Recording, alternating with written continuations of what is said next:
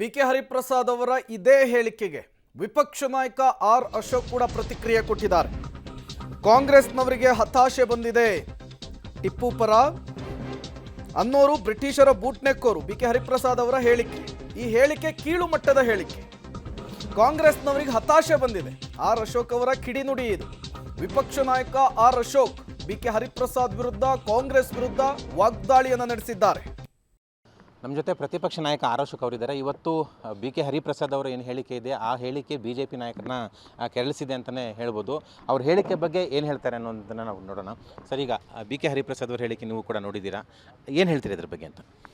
ಇದೊಂದು ಅತ್ಯಂತ ಕೀಳು ಮಟ್ಟದ ಕಾಂಗ್ರೆಸ್ಸಿನ ರಾಜಕಾರಣ.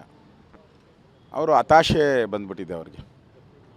ಲೋಕಸಭೆಯಲ್ಲಿ ಎಲ್ಲ ಇವಾಗ ಬಂದಿರೋವಂಥ 7-8 ಸರ್ವೆಯಲ್ಲೂ ಕೂಡ ಮತ್ತೆ ಮೋದಿ ಪ್ರಧಾನಮಂತ್ರಿ ಆಗ್ತಾರೆ. ಕಾಂಗ್ರೆಸ್ಗೆ ವಿರೋಧ ಪಕ್ಷನೂ ಸಿಗಲ್ಲ, ಆ ರೀತಿ ಇದೆ. ಮತ್ತು ಅವರೇನು INDA ಮಾಡ್ಕೊಂಡಿದ್ದಾರೆ, ಈಗಾಗಲೇ ಒಡಕು ಪ್ರಾರಂಭ ಆಗಿದೆ. ಅವರೆಲ್ಲ ಬೇಡಿಕೆ ಇದ್ದಾರೆ, ಮೊದಲು ಸೀಟ್ ಹಂಚಿಕೆ ಆಗಲಿ, ಆಮೇಲೆ ನಾವು ಹೊಂದಾಣಿಕೆ ಬಗ್ಗೆ ಮಾತಾಡ್ತೀರಿ. ಇದೆಲ್ಲ ಹಿನ್ನಡೆ. ಮೊನ್ನೆ ನಡೆದಂಥ ಚುನಾವಣೆ, ಸೆಮಿಫೈನಲ್ ಚುನಾವಣೆಯಲ್ಲೂ ಸೋತಿದ್ದಾರೆ ಅವರು.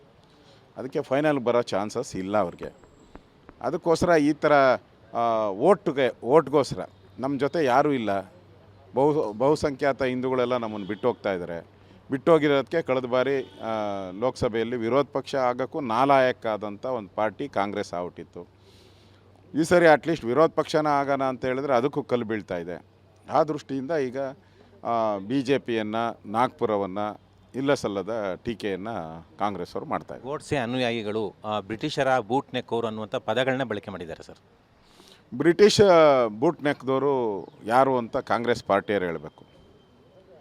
ಕಾಂಗ್ರೆಸ್ ಪಾರ್ಟಿಯ ಸ್ಥಾಪಕ ಅಧ್ಯಕ್ಷ ಬ್ರಿಟಿಷವರೇ. ಸ್ಥಾಪಕ ಅಧ್ಯಕ್ಷ ಬ್ರಿಟಿಷವ್ರು ಮಾಡ್ಕೊಂಡ್ಮೇಲೆ ಯಾರು ನೆಕ್ಕಿರ್ತಾರೆ ಬೂಟು? ನಾವು ಹೋಗೋಣ ಕಾಂಗ್ರೆಸ್ ಪಾರ್ಟಿಗೆ? ಇವರೇ ಕಾಂಗ್ರೆಸ್ ಅವರೇ, ನಾವು ಹೋಗ್ಬೇಕಾ? ಮತ್ತು ಟಿಪ್ಪು ಸುಲ್ತಾನ್ ಇದ್ದಾರೆ, ಅವರೊಬ್ಬ ಮತಾಂಧ.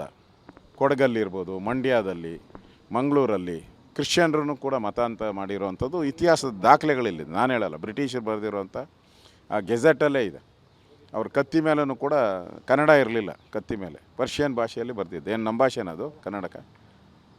ಪರ್ಷಿಯನ್ ಭಾಷೆ ನಮ್ಮ ಭಾಷೆ ಅಲ್ಲ. ಮತ್ತು ಅವನು ಮಕ್ಕಳನ್ನು ಅಡಬಿಟ್ಟು ಬ್ರಿಟಿಷರ ಬೂಟ್ನ ನೆಕ್ಕಿದ್ಕೋಸ್ಕರ ತಾನೇ ಮಕ್ಕಳು ಅಡಬಿಟ್ಟಿದ್ದು. ಇಲ್ಲಾಂದರೆ ಹೋರಾಟ ಮಾಡಬೇಕು. ಅದು ಸಾಯೋವರೆಗೂ ನಾನು ಹೋರಾಟ ಮಾಡ್ತೀನಿ. ಬೇಕಾದಷ್ಟು ಹಿಂದೂಗಳು ಹೋರಾಟ ಮಾಡಿದ್ರಲ್ಲ, ನಮ್ಮ ರಾಜರುಗಳು ಬೇಕಾದಷ್ಟು ರಜಪೂತರು ಎಲ್ಲರೂ ಕೂಡ ಪ್ರಾಣ ಹೋಗೋವರೆಗೂ ದೇಶಕ್ಕೋಸ್ಕರ ಹೋರಾಟ ಮಾಡಿದ್ದಾರೆ. ಕಿತ್ತೂರು ಚೆನ್ನಮ್ಮ ಹೋರಾಟ ಮಾಡಿದ್ದಾರೆ. ಈ ಥರ ಹೋರಾಟ ಮಾಡಬೇಕಾಯ್ತು. ಹೋರಾಟ ಮಾಡದೆ ತನ್ನ ಮಕ್ಕಳನ್ನು ಅಡಬಿಟ್ಟು ಪ್ರಾಣದ ಆಸೆಗೋಸ್ಕರ ಓಡಿ ಬಂದವ್ರನ್ನ ನೀವು ಹೆಂಗೆ ಹೋರಾಟಗಾರರು ಅಂತೀರ? ಯಾಕೆ ಈ ಥರ ಕಾಂಗ್ರೆಸ್ನವರು ಹೇಳಿಕೆ ಕೊಡ್ತವ್ರೆ ಅಂತ? ಸಿದ್ದರಾಮಯ್ಯವರು ಕೂಡ ಹಿಜಾಬ್ ನಿಷೇಧ ವಾಪಸ್ ತೆಗೆದುಕೊಳ್ತೀವಿ ಅಂತ ಹೇಳಿದರೆ ಇನ್ನೇನು 2-3 ದಿನದಲ್ಲಿ ಆದೇಶ ಆಗುತ್ತೆ ಅಂತ ಬೇರೆ ಹೇಳಿದ್ದಾರೆ. ಇವತ್ತು ಹರಿಪ್ರಸಾದ್ ಈ ಥರ ಹೇಳಿಕೆ. ಈಗ ಯಾರು ಓಟ್ ಹಾಕ್ತಾರೆ ಅವ್ರಿಗೆ? ಬಹುಸಂಖ್ಯಾತರು ಯಾರು ಓಟ್ ಹಾಕಲ್ಲ. ಓಟ್ ಹಾಕಕ್ಕೆ ಒಂದು ಯಾರನ್ನ ಬೇಕಲ್ಲ ಗಟ್ಟಿ. ಅದಕ್ಕೋಸ್ಕರ ಈ ಒಂದು ಅಲ್ಪಸಂಖ್ಯಾತರನ್ನು ಓಲೈಸುವಂಥ ಒಂದು ಕೆಲಸವನ್ನು ಕಾಂಗ್ರೆಸ್ ಮಾಡ್ತಾಯಿದೆ. ಅದು ಬಿಟ್ಟು ಏನೂ ಇಲ್ಲ ಅವ್ರಿಗೆ, ಬೇರೆ ಹೇಳೋಕ್ಕೆ ಏನೂ ಇಲ್ಲ. ಈಗ ಪೂರ್ತಿ ಖಜಾನೆ ಖಾಲಿ ಆಗ್ಬಿಟ್ಟಿದೆ. ಹಣ ಇಲ್ಲ, ಒಂದು ನಯಾ ಪೈಸೆ ಹಣ ಇಲ್ಲ ಖಜಾನೆಯಲ್ಲಿ.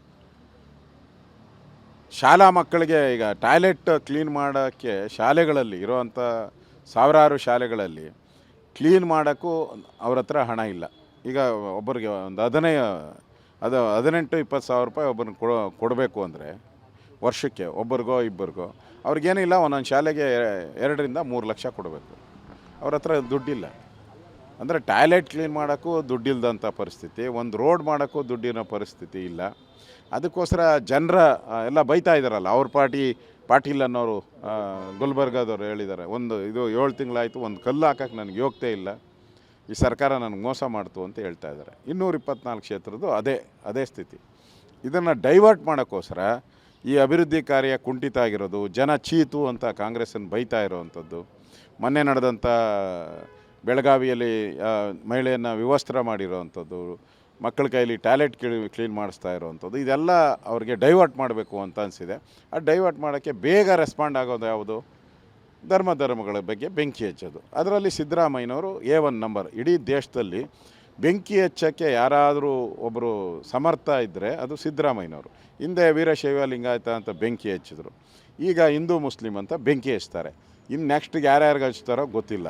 ಬೆಂಕಿ ಹಚ್ಚೋ ಅಂತ ಸಿದ್ದರಾಮಯ್ಯನವರು ಅಂದರೆ ಬೆಂಕಿ ಹಚ್ಚೋ ಸಿದ್ದರಾಮಯ್ಯ. ನಿಮ್ಮ ಪದಾಧಿಕಾರಿಗಳ ನೇಮಕಕ್ಕೆ DVS ಅವರು ಕೂಡ ಆಕ್ಷೇಪ ವ್ಯಕ್ತಪಡಿಸೋರೆ. ಎಲ್ಲ ಒಂದು ಕಡೆ ನಮ್ಮ ಅಭಿಪ್ರಾಯ, ಹಿರಿಯರ ಅಭಿಪ್ರಾಯ ತಗೋಬೋದಿತ್ತು ಅಂತ. ಯತ್ನಾಳ್ ಅವರು ಇದು KJP ಪಾರ್ಟ್ 2, KJP ಪಾರ್ಟ್ 3 ಥರ ಇದೆ ಅಂತ ಹೇಳ್ತಾ ಇದ್ದಾರೆ. ನೋಡಿ, ಪಾರ್ಟಿ ಏನು ತೀರ್ಮಾನ ತೆಗೆದುಕೊಂಡಿದೆ ಅದಕ್ಕೆ ನಾನು ಬದ್ಧ ಇರ್ತೀನಿ.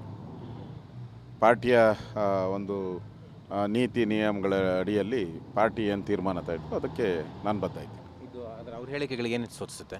ನಾನು ಪಾರ್ಟಿಗೆ ಬದ್ಧ ಇರ್ತೀನಿ. Thank you sir. ಇದು ಪ್ರತಿಪಕ್ಷ ನಾಯಕ ಆರ್ ಅಶೋಕ್ ಅವರ ಮಾತುಗಳು. ಕ್ಯಾಮ್ರಾಮನ್ ಶ್ರೀಕಾಂತ್ ಜೊತೆ ಮಸೂದ್ ಪಬ್ಲಿಕ್ ಟಿವಿ, ಬೆಂಗಳೂರು.